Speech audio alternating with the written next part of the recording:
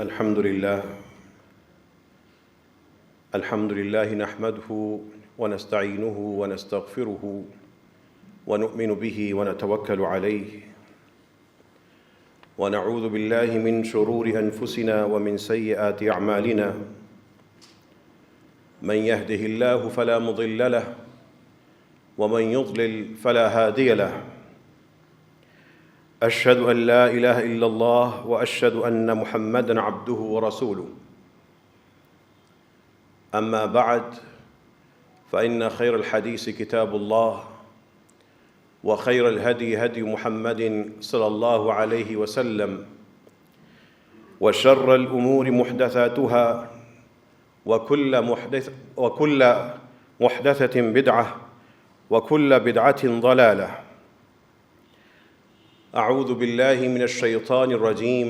بسم الله الرحمن الرحيم. وما أصابكم من مصيبة فبما كسبت أيديكم ويعفو عن كثير. وما أصابكم من مصيبة فبما كسبت أيديكم ويعفو عن كثير. صدق الله العظيم. اللهم صل على محمد وعلى آل محمد كما صليت على إبراهيم وعلى آل إبراهيم إنك حميد مجيد. اللهم بارك على محمد وعلى آل محمد كما باركت على إبراهيم وعلى آل إبراهيم إنك حميد مجيد. اللهم ربنا آتنا في الدنيا حسنة وفي الآخرة حسنة وقنا عذاب النار. اللهم إنا نسألك علما نافعا وعملا متقبلا ورزقا طيبا. اللهم طهر قلوبنا من النفاق وأعمالنا من الرياء وألسنتنا من الكذب وأعيننا من الخيانة فإنك تعلم خائنة الأعين وما تخفي الصدور.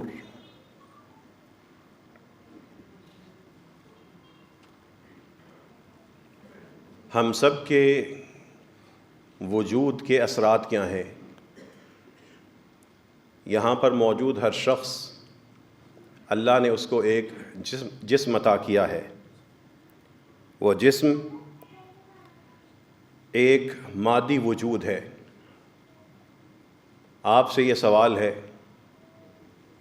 کہ آپ کے اس جسم کے اور اس جسم سے ہونے والے اعمال کے اثرات کہاں کہاں تک پہنچتے ہیں؟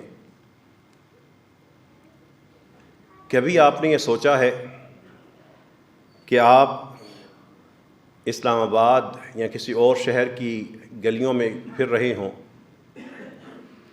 اور آپ کے زمین پہ اس وجود کے اثرات اور جھلکیاں اور اس کے نتائج کہاں کہاں پہ ظاہر ہو رہے ہوتے ہیں؟ کبھی آپ نے یہ سوچا ہے کہ آپ کے خاندان اور آپ کی ذات کے میں پیش آنے والی مشکلات آپ کے اسی وجود یا اسی عمل یا کسی عمل کی بنیاد پر وہ مشکلات ہیں؟ کبھی آپ نے سوچا ہے کہ یہ میرا جسم اور میرا وجود اللہ کے ہاں کس نام سے، کس مقام سے، کس حال سے شناخت رکھتا ہے؟ کبھی آپ نے یہ سوچا ہے کہ میرا یہ جسم، میرا یہ نام، میری یہ شناخت آسمان پر کیسا ہے، اس کا وزن کیا ہے اور وہاں پہ اس کے تذکرے کیسے ہیں؟ یہ وہ سوچیں ہیں جو ہر مومن کو اپنے ذہن میں بٹھانی چاہیے، ان کو سوچنا چاہیے، اپنے وجود کو انہی سوچوں کے سامنے پیش کرنا چاہیے. جو میں نے ایک قرآن کریم کی آیت تلاوت کی، وَمَا أَصَابَكُم مِّن مُّصِيبَةٍ فَبِمَا كَسَبَتْ أَيْدِيكُمْ، اللہ تعالیٰ بتا رہے ہیں کہ جو تمہیں پریشانیاں اور مصیبتیں آتی ہیں یہ اصل میں تمہارے اپنے ہاتھوں کی کمائی ہوتی ہے۔ کوئی گناہ چند ماہ چند سال پہلے کیا ہوگا، رب کے ہاں لکھا گیا ہوگا، انسان نے توبہ نہیں کی گئی ہوگی اور وہ شخص بھول چکا ہوگا، لیکن وہ گناہ وبال بن کر اس کے سامنے، اس کے جسم میں، اس کے خاندان میں، اس کی اولاد میں، اس کے ذہنی سکون میں، اس کی معیشت میں، اس کی تجارت میں وہ گناہ بن کے، وبال بن کے آئے گا۔ اور اللہ فرماتے ہیں جو تمہیں مصیبتیں پہنچتی ہیں تمہارے اپنے ہاتھوں کی کمائی ہے، اور ابھی اللہ ساری کمائی پر پکڑ نہیں رہے۔ وَيَعْفُو عَنْ كَثِيرٍ، وہ تو بھی بہت سی چیزوں سے درگزر کر رہے ہیں کہ شاید بندہ پلٹ آئے، شاید استغفار کر لے، شاید اس گناہ کو مٹا لے۔ وَمَا أَصَابَكُم مِّن مُّصِيبَةٍ فَبِمَا كَسَبَتْ أَيْدِيكُمْ، جو تمہیں پریشانیاں آتی ہیں حاکم وقت کو برا کہنے سے پہلے، نظام کو کوسنے سے پہلے، صاحبان اقتدار کو طعنہ دینے سے پہلے، کبھی اپنے اعمال کو بھی جانچ لینا، پرکھ لینا، دیکھ لینا، حساب کر لینا، کہیں وہی گناہ تو نہیں جو کر کے بھول گئے آج وہ مجسم اور مکبر شکل میں سامنے آیا ہے، کہیں یہ وہی غلیظ منظر تو نہیں جو دیکھتے رہے، وہ گانے تو نہیں جو سنتے رہے، وہ حرام کمائی تو نہیں جو جمع کرتے رہے، آج وہ اللہ کی طرف سے مختلف شکلوں میں سامنے آئی ہے۔ وَيَعْفُو عَنْ كَثِيرٍ، وہ رب تو بہت معمولی ابھی جھلکیاں دکھا رہا ہے، بہت سے کو معاف کر رہا ہے۔ اسی لیے رسول اللہ صلی اللہ علیہ وسلم یہ بتا رہے ہیں کہ یہ کام جو ہو گئے، یہ سانس جو لے لیے، یہ وقت جو گزر گیا، تم بھول جاؤ گے، لیکن اللہ کے ہاں محفوظ ہے۔ اور وہ ننھے گناہ صغیرہ جن کو انسان ہلکا لے کے کرتا رہے گا، ایاکم ومحقرات الذنوب، بطور خاص چھوٹے گناہوں کو وہ قبول کر چکا ہوگا، اپنا حق سمجھتا ہوگا۔ رسول اللہ صلی اللہ علیہ وسلم تو چھوٹے گناہ کی بات کر رہے ہیں، ہم تو گناہ کبیرہ کو اپنی ثقافت بنا چکے، اپنا کلچر بنا چکے، خاندان کا رواج بنا چکے، خاندان کا، گھر کا معمول بنا چکے۔ ایاکم محقرات الذنوب، لوگوں ان ننھے گناہوں سے، چھوٹے گناہوں سے اپنے آپ کو بچا لینا۔ فَإِنَّهُنَّ يَجْتَمِعْنَ عَلَى الرَّجُلِ فَأَهْلَكْنَهُ، یہ سارے گناہ بندے پہ جمع ہوتے رہتے ہیں، آخر میں اس کو برباد کر دیتے ہیں۔ وہ اولادیں چھوٹے گناہ کی عادی ہو جاتی ہیں، اولاد برباد ہو جاتی ہے۔ وہ بیٹیاں ان گناہ صغیرہ میں لت پت ہو جاتی ہیں، آخر میں حیا برباد ہو جاتی ہے۔ نظام تعلیم میں وہ ننھے گناہ پروان چڑھتے ہیں، نسلیں برباد ہو جاتی ہیں۔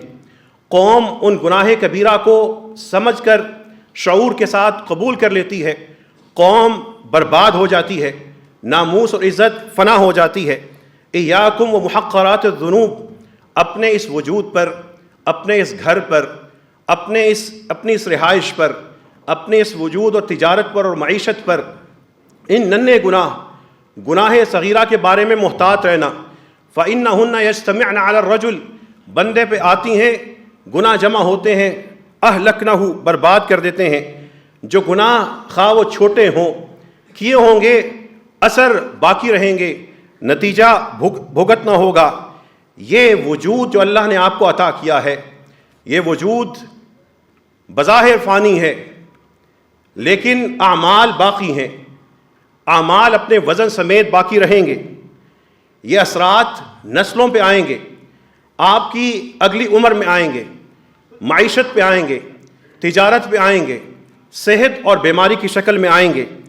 ایاکم ومحقرات الذنوب، اپنے اعمال کے بارے میں بطور خاص گناہ صغیرہ ان کے بارے میں محتاط رہنا۔ یہ اعمال انسان کے اس کے زندگی میں اس کے صبح و شام میں رنگ دکھاتے ہیں. یہ ممکن نہیں ہے کہ اللہ نے اتنی شاندار کائنات اور اتنی شاندار صلاحیتیں عطا کی ہوں اور اس میں اتنی مخلوقوں میں ایک انسان کو لا کھڑا کیا ہو اور انسان ان تمام چیزوں سے لطف اندوز ہو, زندگی گزارے, سانس لے, دیکھے, کمائے, کھائے, پیے, پھر اس رب کی نافرمانی کرتا جائے اور اس نافرمانی کے اثرات نہ آئیں. یہ نہیں ہو سکتا.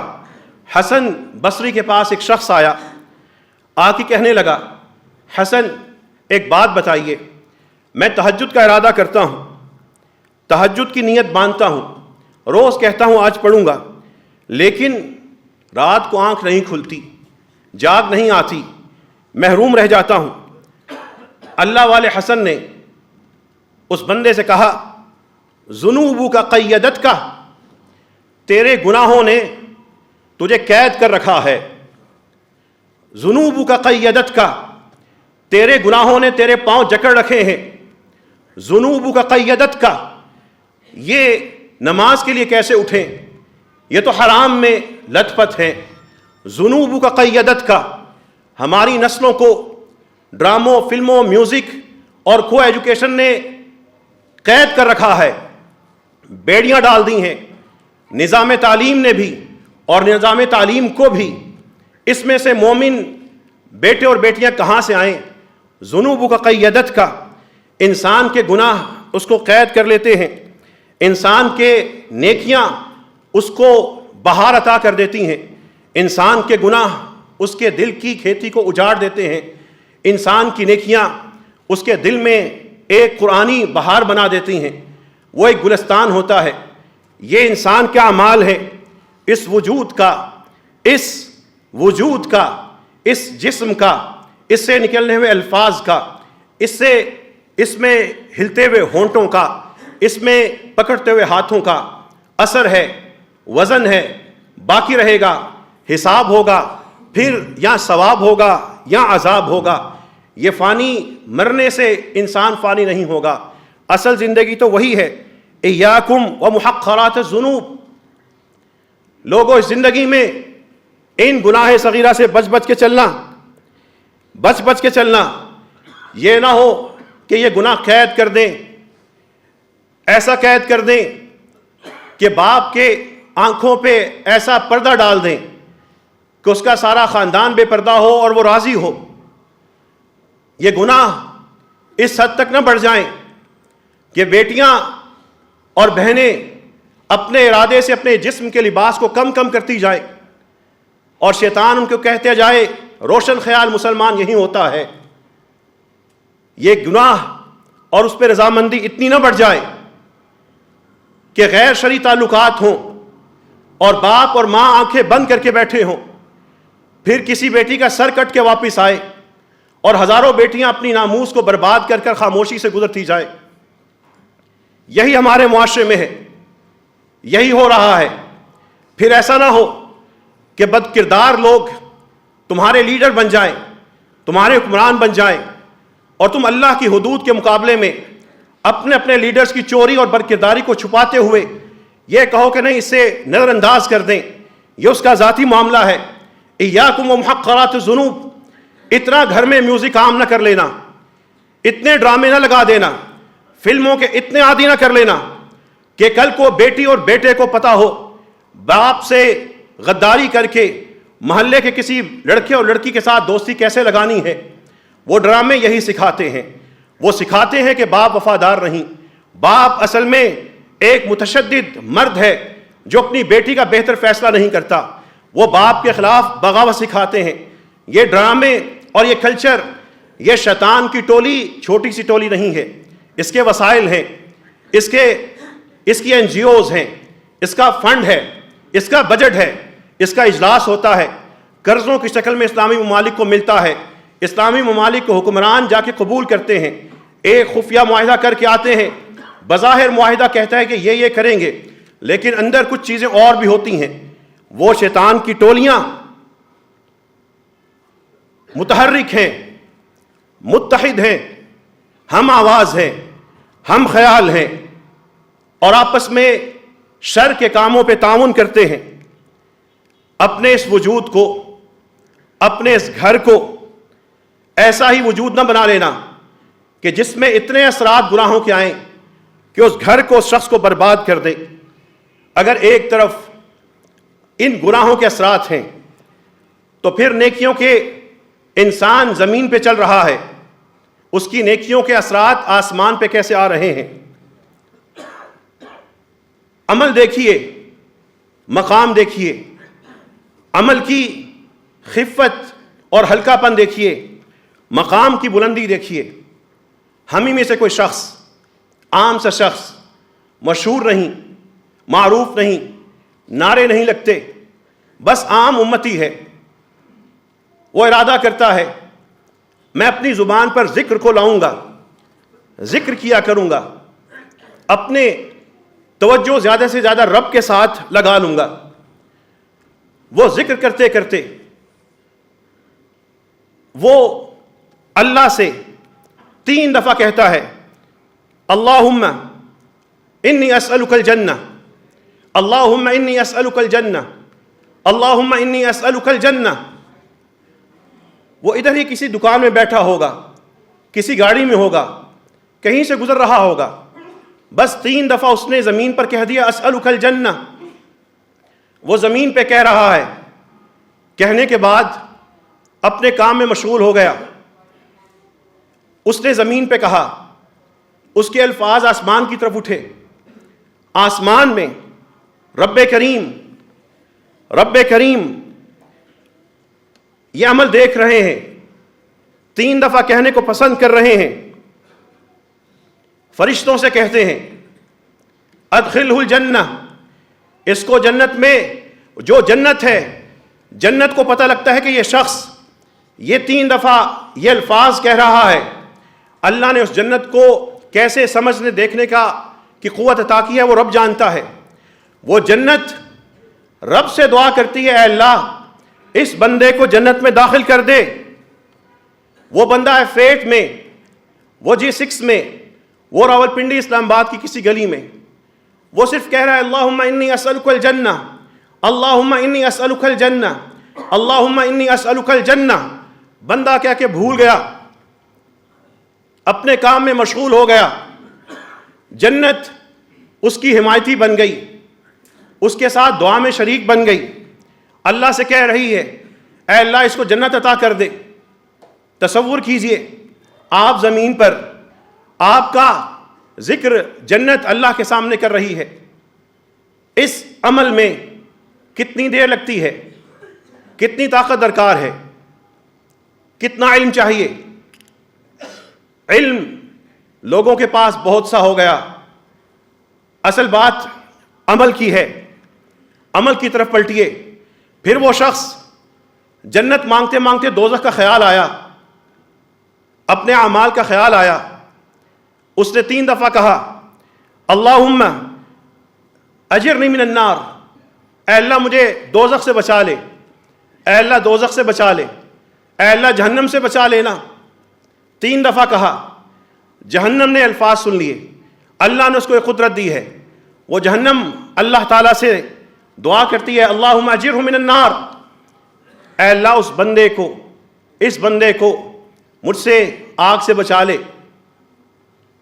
سوچئے 3 دفعہ جنت مانگی، 3 دفعہ دوزخ سے پناہ مانگی، اس میں 6 سیکنڈ نہیں لگتے۔ اللہم انی اسألک الجنہ، اللہم اجرنی من النار۔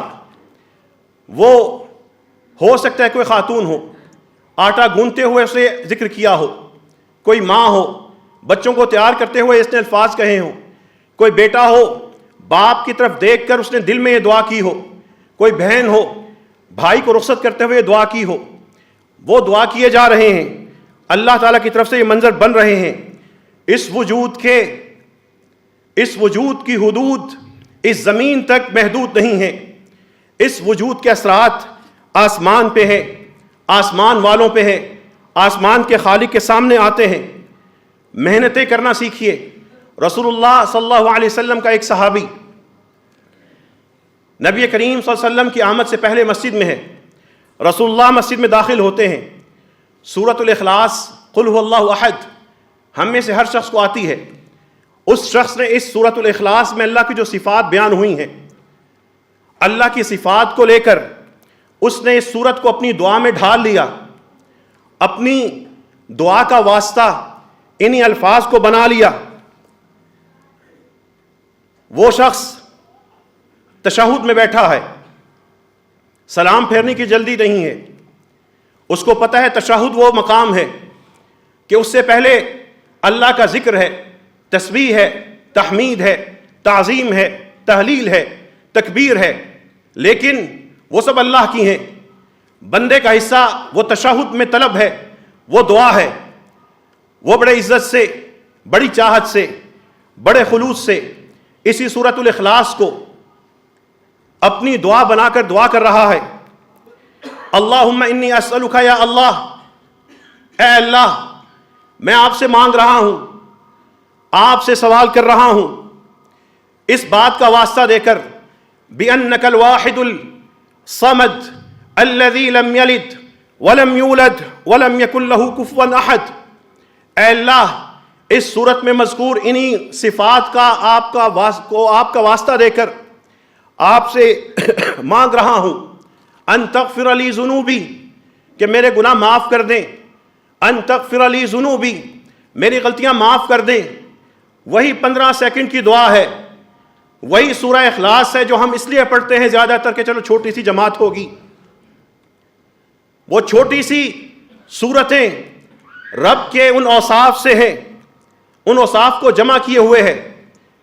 رسول اللہ صلی اللہ علیہ وسلم نے اس کی یہ دعا سنی، وہ دعا کر رہا ہے، اللہم انی اسألک یا اللہ بأنک الواحد الصمد الذي لم يلد ولم يولد ولم يكن له كفوا احد ان تغفر لي ذنوبي انك انت الغفور الرحیم۔ وہ یہ دعا کر رہا ہے، رسول اللہ صلی اللہ علیہ وسلم نے سنا، رسول اللہ صلی اللہ علیہ وسلم نے 3 دفعہ کہا قد غفر له قد غفر له قد غفر له، اللہ کو ان ناموں کا واسطہ دے کر سوال کرنے والا، اس کی بخشش ہو گئی، اس کے گناہ دھل گئے، اس کو معاف کر دیا گیا۔ بندہ زمین پہ تھا، اسرات آسمان پہ پہنچے، مغفرت وہاں پہ ہوئی، رسول اللہ صلی اللہ علیہ وسلم کو بتایا گیا، رسول اللہ صلی اللہ علیہ وسلم نے خوشخبری دے دی۔ وہ خوشخبری ایک شخص کو تھی، لیکن فارمولہ ساری امت کے لیے تھا۔ جو تشہد میں بیٹھ گیا یا جس نے کہیں بھی دعا کرنا چاہی، اس سے پہلے یہ الفاظ سورۃ الاخلاص کو ڈھال کر دعا بنا کر اس نے مغفرت مانگی، ماں باپ کی مغفرت چاہی، برکت مانگی، اولاد کی حفاظت چاہی، رزق مانگا، جو بھی چاہا اس نے مانگا، اللہ وہ اس کو عطا کر دیں گے۔ اس وجود کو جو لے کے مسجد میں آئے ہیں، بتائیے اس وجود کے ذریعے کتنی دفعہ یہ الفاظ کے ساتھ دعا کی ہے اور اس کے اثرات اوپر گئے ہوں گے؟ صرف بتانے سننے سے نہیں، پرجوش ہو کر جزاک اللہ کہنے سے نہیں، عمل سے کام بنے گا، عمل سے یہ وجود مبارک بنے گا۔ ان المؤمن اذا اذنب ذنبا نکت فی قلبہ نکتۃ سوداء، مومن جب ایک گناہ کرتا ہے اس کے دل میں ایک کالا نقطہ لگا دیا جاتا ہے۔ کتنے نقطے لگا کے آئے ہیں؟ دل کا حساب کیجئے، ایک گناہ پر مومن کی بات ہو رہی ہے، اس کے دل پر، اس کے وجود پر کالک دل پر لگتی ہے۔ فَإِذَا تَابَ وَنَزَعَ، جب وہ توبہ کر لیتا ہے اور گناہ سے ہٹ جاتا ہے، وَاسْتَغْفَرَ، اور استغفار کر لیتا ہے، سُقِّلَ قَلْبُهُ، اس کا دل چمکا دیا جاتا ہے۔ لیکن وَإِنْ زَادَ زَادَتْ، اگر گناہ میں بڑھتا رہے، کالک بڑھتی رہے گی، کالک بڑھتی رہے گی، کالک چھاتی رہے گی، وہ چھائے گی، دل کو کالا کر دے گی، حَتَّى تَعْلُوَ قَلْبَهُ، یہاں تک کہ وہ کالک اس کے سارے دل پر چھا جائے گی۔ یہ جب کالک چھا جائے گی تو پھر قرآن کی جو آیت ہے رسول اللہ صلی اللہ علیہ وسلم فرماتے ہیں کلا بل ران علی قلوبہم ما كانوا یکسبون، جو وہ کیے جا رہے ہیں ان کی وجہ سے ان کے دلوں پہ وہ زنگ، وہ کالک، وہ غلاظت چھائی جا رہی ہے۔ ان الرجل لا يحرم الرزق بالذنب يصيبه، اس وجود نے ایک گناہ کیا، اس گناہ کی وجہ سے بندے کو اس کے رزق میں پریشانی آتی ہے، اس کے رزق میں پریشانی آتی ہے۔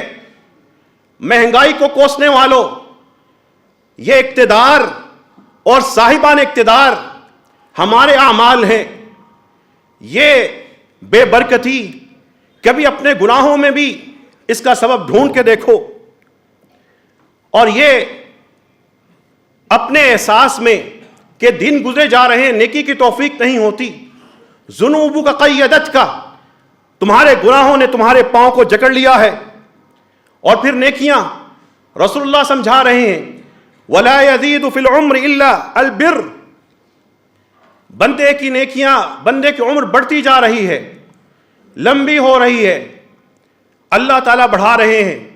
کیوں؟ اس کی نیکیاں ہیں، اس کی نیکیاں اس کی عمر میں اضافہ اس کے سبب بنتی ہیں۔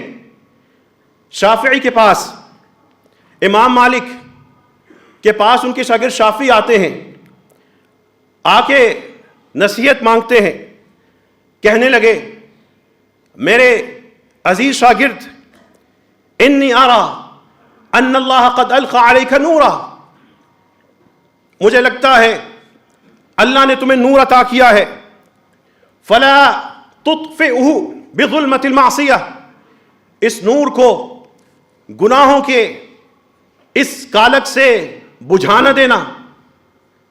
اس امت کو اللہ نے قرآن کا نور عطا کیا تھا، یہاں پر بیٹھے کھڑے لوگوں جن کے گھروں میں میوزک ڈرامے چلتے ہیں، بے پردگی ہے، ہم سب کو تو اللہ نے نور محمدی عطا کیا تھا، صلی اللہ علیہ وسلم، قرآن کا نور عطا کیا تھا، پھر یہ کالک ہمارے گھر میں کیوں گھس گئی؟ اللہ نے تو ہمیں بن مانگے توحید کا نور عطا کیا تھا، ہم نے اپنے گھروں میں، اپنے دفتروں میں اس جہنم کی آگ کو اور اس کی کالک کو کیوں سجا لیا؟ اللہ نے تو ہمیں یہ وجود عطا کیا تھا کہ اگر ہم یہاں پہ ذکر کریں، اللہ فرشتوں میں ہمارا ذکر کرتے ہیں، اگر ہم یہاں پر اللہ تعالیٰ کے لیے ہونٹ ہلائیں، اللہ تعالیٰ وہاں پہ ہمارا ذکر کرتے ہیں، اور ہم اس ذکر کو چھوڑ کر، اتنے بڑے رتبے کو چھوڑ کر اپنی سیاسی بحثوں میں الجھ گئے، فرقہ واریت میں الجھ گئے، دنیا کے گندے لطیفے سننے اور سنانے میں لگے رہے، غیبتوں میں لگے رہے۔ کہاں وہ ذکر کہ ایک بندہ کہہ رہا ہے سبحان اللہ والحمد للہ ولا الہ الا اللہ واللہ اکبر، اور اس کے وہاں پر جنت میں درخت لگ رہے ہیں، اور کہاں پہ وہ شخص اس ذکر کو چھوڑ کر بتا رہا ہے فلاں اتنا برا ہے، فلاں اتنا برا ہے، فلاں اتنا برا ہے۔ وہ لوگوں کے عیبوں کا انسائکلوپیڈیا، وہ لوگوں کے گناہوں کی کھلی کتاب جس سے صرف اور صرف نفرت ہی نکلتی ہے۔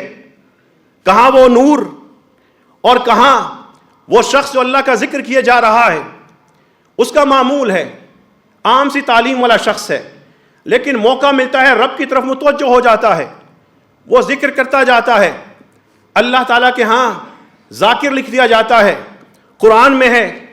اس شخص کو زندگی یہاں پہ گزار رہا ہے، لیکن رتبہ اللہ کے ہاں کیا مل رہا ہے؟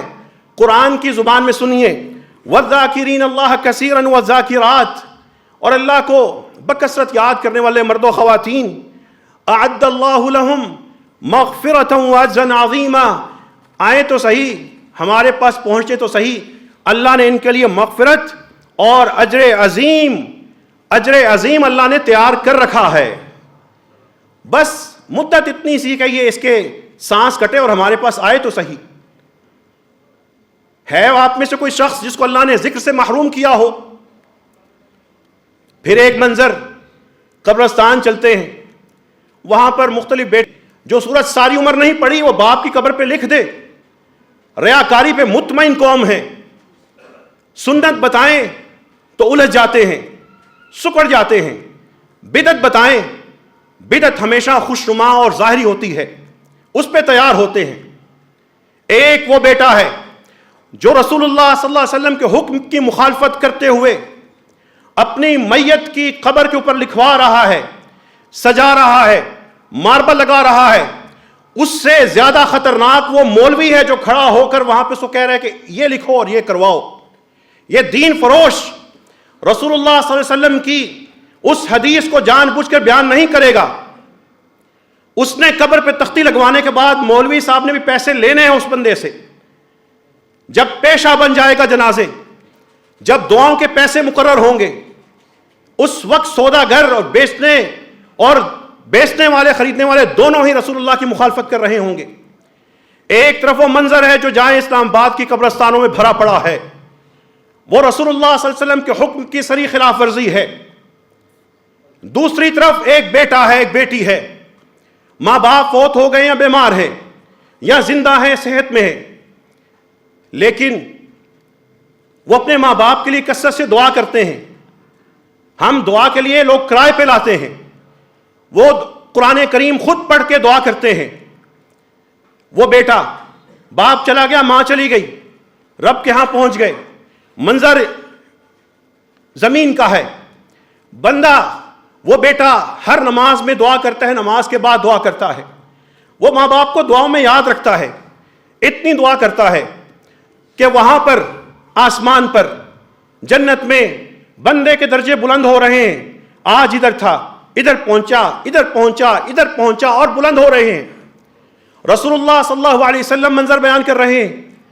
بندہ حیران ہے, اے اللہ, میں تو اتنا نیک نہیں تھا, میرے تو اتنے اعمال ہی نہیں تھے, یہ کہاں مجھے شہداء میں, صالحین میں, اللہ کی راہ میں بے حساب خرچ کرنے والوں میں مجھے لیتے جا رہے ہیں.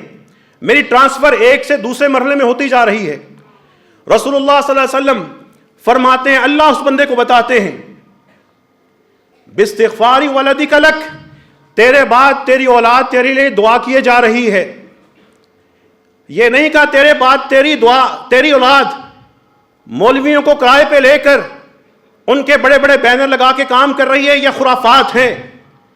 یہ نہیں کہا کہ مدرسے کے بچے جمع کر کے خود قرآن نہیں پڑھنا, ان سے گٹھلیوں پہ قرآن پڑھا کر تیری جنت بلند کر رہے ہیں. یہ چیزیں کہاں سے آئی؟ ایک طرف بتانے والے ضمیر بیچ رہے تھے, سن لیجئے. دوسرے مجرم سننے والے تھے, خطبے سننے والے تھے, جو سن کر یہ نہیں سوچتے تھے کہنے والا رسول اللہ کا فرمان بیان کر رہا ہے صلی اللہ علیہ وسلم, یا اپنی دکان چمکا رہا ہے. اب اپنے اس وجود کو اور اس کے اعمال کو سوچ لیجئے. ایک طرف آپ کا وجود ہے, اس کے اثرات آسمان پہ, آسمان والوں پہ, الملأ الاعلی میں اور آسمانوں کے کائنات کے سامنے جاتے ہیں اور جا سکتے ہیں. کرنا ہے تو کیا کرنا ہے؟ کبھی نہ سوچئے ہم کچھ نہیں کر سکتے. رسول اللہ صلی اللہ علیہ وسلم کی احادیث میں سے ایک شخص ذکر آتا ہے, ایک شخص, اس کے پاس اور تو کچھ نہیں تھا, صدقہ کرتا کچھ نہیں تھا, خالی ہاتھ, کنگلا. وہ دعا کر رہا ہے, اللہم لیس عندی صدقۃ افضل اتصدق بها, اے اللہ میرے پاس جو مال ہے جو میں صدقہ کر سکتا ہوں اس میں سب سے بہترین چیز جو ہو سکتی ہے اور تو کچھ ہے نہیں, وہ یہی ہے,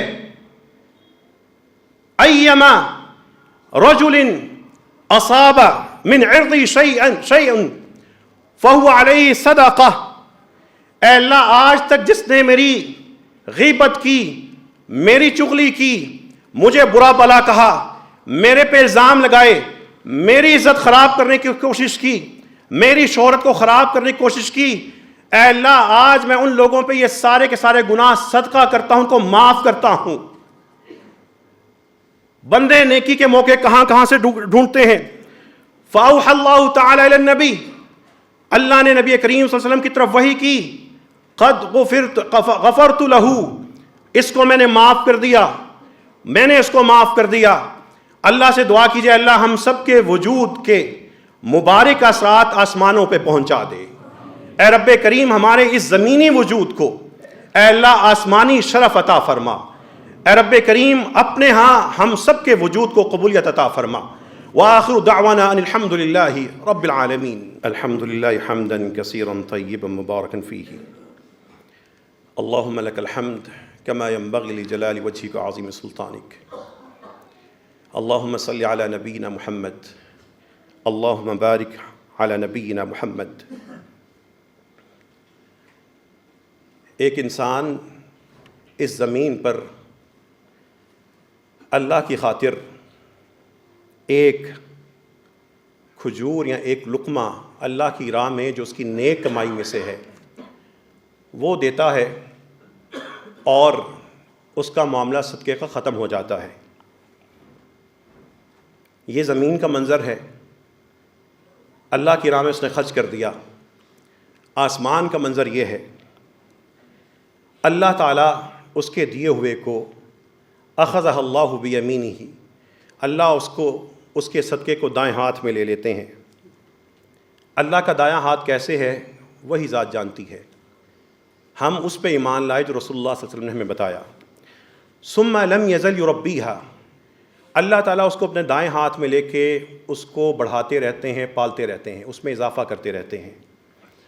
کما یحب احدکم فلوہ او قلوسہ، جیسا کہ تم میں سے کوئی شخص کسی بکری یا گھوڑے کے بچے کو بڑے پیار سے پالتا ہے، شفقت سے اس پہ ہاتھ پھیرتا ہے، پالتا ہے۔ رب کریم کے ہاں منظر یہ ہے، وہ بندہ دے کر شاید شرما رہا ہو کہ ایک کھجور ہے، چپکے چپکے دے کے چلا گیا ہو، لیکن اللہ کے ہاں منظر یہ بن رہا ہے۔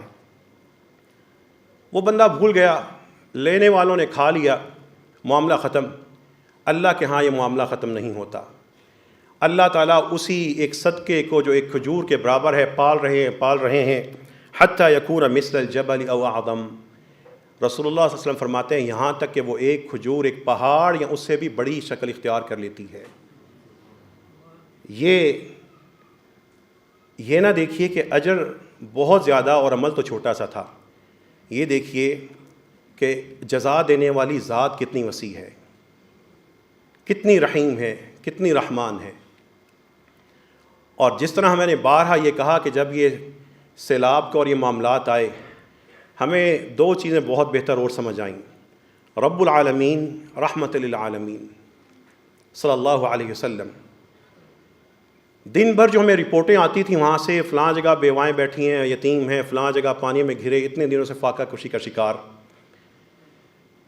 رات کو ہمیں ایک رپورٹ آئی وہاں سے، وہ دیکھی دو ایسے بوڑھا بوڑھی جو لا وارث ہیں، انتہائی تکلیف دہ حالات میں، صرف کپڑے ہیں جسم پہ چند رہ گئے ہیں۔ انہوں نے روتے ہوئے ایک ویڈیو بھجوائی امام کے ذریعے، وہ امام جو 250 ہمارے ساتھ رابطے میں تھے، کہ ہمارے پاس اب سردی ہے، صرف یہ کپڑے ہیں اور اس میں ہمیں ساری رات سردی لگتی ہے، کانپتے ہیں، ہمیں اور کچھ نہ دیں، راشن نہ دیں، ہمیں صرف ایک رضائی دے دیں۔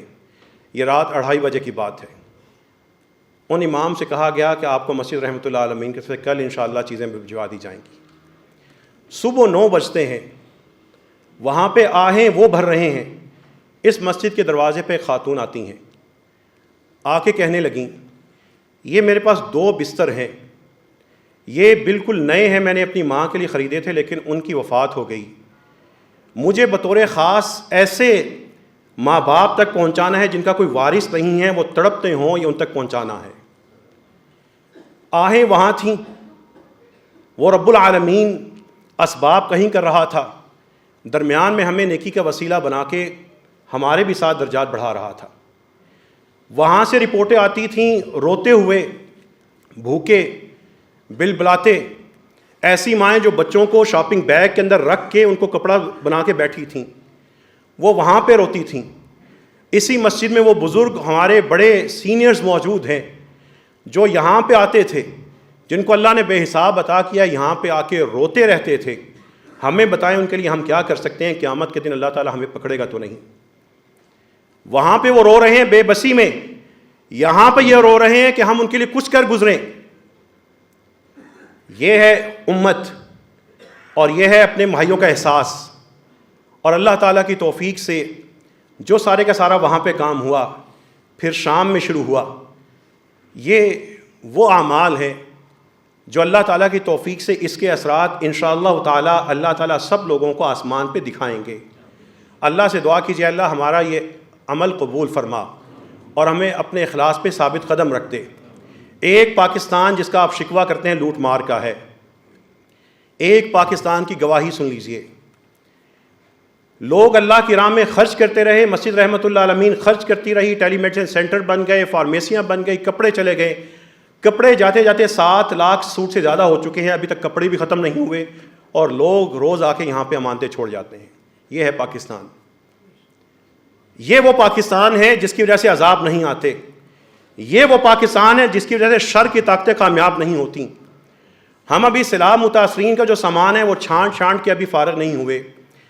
1 ماہ ہوا ہے، خواتین آتی ہیں، بچے آتے ہیں، بڑے آتے ہیں، یہ نئے سوٹ ہیں، یہ جوتے ہیں، یہ آپ نے عید گفٹ ہمارے سیلاب متاثرین تک پہنچانے ہیں۔ ابھی اعلان نہیں ہوا لیکن اس مسجد میں 4000 سیلاب متاثرین کے لیے نئے سوٹ جمع ہو چکے ہیں۔ روز لوگ باہر آتے ہیں، 10 جوڑے، 5 جوڑے، 3 جوڑے، 10 جوڑے، 50 جوڑے، 100 جوڑے رکھ کے چلے جاتے ہیں، اور ہفتے کے اختتام پہ 1500 2000 لوگوں کا کپڑے باہر جمع ہو جاتے ہیں۔ انشاءاللہ اللہ تعالیٰ کی توفیق سے ابتدائی نیت یہ ہے کہ جو 100 مساجد وہاں پہ بہت زیادہ جن کے حالات ابھی بھی خراب ہیں، جہاں پہ ابھی بھی پانی کھڑا ہے، وہاں کے امام حضرات سے کہا گیا کہ 25 یتیم، 25 بیوہ، 25 انتہائی نادار افراد اور 25 بے سہارا افراد کی لسٹ ہمیں بھجوا دیں۔ ہم 10,000 افراد کو عید کے کپڑے اور ہو سکا تو جوتے اور راشن انشاءاللہ تعالی مسجد رحمۃ اللہ عالمین کی طرف سے 2 ٹرک جائیں گے، 5 رمضان کو اور 21 رمضان کو وہاں پہ پہنچائیں گے۔ اور کتنا بڑا اللہ تعالیٰ کا یہ انعام ہے، اس دفعہ جب یہاں پہ تراویحیں ہو رہی ہوں گی، ہماری اس مسجد کی جو 50 بہنیں ہیں اس سے زیادہ ہیں، وہاں پہ بھی تراویحیں ہو رہی ہوں گی، اور یہ وہ علاقے ہیں جہاں پہ اس سے پہلے مسجد نہیں تھی، لوگوں کو جمعے کی بھی عادت نہیں تھی۔ اللہ تعالیٰ سے دعا کیجیے اللہ ہمارا یہ سارا عمل قبول فرما۔ اے رب کریم جتنا بھی عمل تیری ذات کے لیے، تیری رضا کے لیے کیا ہے، اے اللہ اس میں جو ہماری طرف سے تقصیر ہے اللہ اسے درگزر فرما دے۔ اے رب کریم ہم سب سے راضی ہو جا، اے اللہ ہمیں اپنی آخرت سنوارنے کی توفیق عطا فرما۔ اللہم انا نسألک باسمائک الحسنى وصفاتک العلی ان تغفر لنا ولآبائنا وامہاتنا واخواننا واخواتنا۔ اے اللہ ہم سب کے ماں باپ کی مغفرت فرما دے، اے اللہ ہمارے تمام مرحومین کی مغفرت فرما دے، اے اللہ تمام زندہ اور تمام مرحومین کی مغفرت فرما دے، بچوں کی اور بڑوں کو معاف فرما دے، اے اللہ ہم سب کو جنت عطا فرما دے۔ اے رب کریم دوزخ کی آگ سے بچا لے، اے اللہ ہمارے وجود کو اپنے ہاں قبول فرما لے، اے اللہ ہمارے وجود کو آسمان میں بھی مبارک اور مقبول فرما دے۔ اے رب کریم ہم سب کو نبی کریم صلی اللہ علیہ وسلم کی شفاعت نصیب فرما، اے اللہ ہم سب کو نبی کریم صلی اللہ علیہ وسلم کا خواب میں دیدار نصیب فرما۔ اے اللہ جن کا درود پڑھتے ہیں اے اللہ ہم ان کو دیکھنا چاہتے ہیں، اے اللہ ہماری یہ خواہش خواب کی شکل میں پوری فرما دے۔ اے اللہ ہم سب کو نبی کریم صلی اللہ علیہ وسلم پہ کثرت سے درود پڑھنے والا بنا دے، اے اللہ ذکر کرنے والا بنا دے، اے اللہ لوگوں کو فائدہ پہنچانے والا بنا دے۔ اے رب کریم ہمارے جتنے بیمار ہیں ان کو شفا عطا فرما، اے اللہ جو تڑپ رہے ہیں ان کو سکون عطا فرما۔ رب کریم جو صحت مند ہیں ان کو کسی بیماری سے بچا لے، اے اللہ جن کے مقدر میں کوئی حادثہ ہے، دعا تقدیر کو بدلتی ہے، اے اللہ اس دعا کی فضل، اس کی طاقت اور نبی کریم صلی اللہ علیہ وسلم کی اس دی ہوئی حقیقت کی وجہ سے اے اللہ اس حادثے کو ہم سے دور فرما دے۔ اے اللہ اہل اسلام کی مدد فرما، اے اللہ جو بھی مصیبت زدہ ہیں ان کی مدد فرما دے، جو اللہ کی راہ میں خرچ کرتے ہیں ان کو قبول فرما، جو تنگ دست ہے رب کریم ان کو بے حساب عطا فرما۔ اے اللہ ہمیں حرام سے بچا کے حلال عطا فرما، اے اللہ ہمیں بے حساب حلال عطا فرما، اے اللہ ہمیں اپنا بنا لے، اے اللہ اپنا محبوب بنا لے، اے اللہ ہمیں نمازی پرہیزگار بنا دے، اے اللہ جو ہمارے گھروں میں میوزک ہے، بے پردگی ہے، اللہ اس کو دور فرما دے۔ اے اللہ یہاں پہ مردوں کو اپنے خاندانوں کے لیے جنت کا گھر بنانے کی توفیق عطا فرما، خواتین کو اپنے مردوں کے لیے اور تمام اہل خانہ کے لیے جنت کا وسیلہ بننے کی توفیق عطا فرما دے۔ اے اللہ جس کی جو خواہش ہے اے اللہ وہ پوری فرما دے، جو جائز خواہش ہے اللہ پوری فرما دے۔ اے اللہ ہم سب پہ اپنی رحمت نازل فرما دے، ہم سب کے ماں باپ کی مغفرت فرما دے، جو فوت ہو چکے ہیں ان کی قبروں کو منور کر دے۔ وآخر دعوانا ان الحمد للہ رب العالمین۔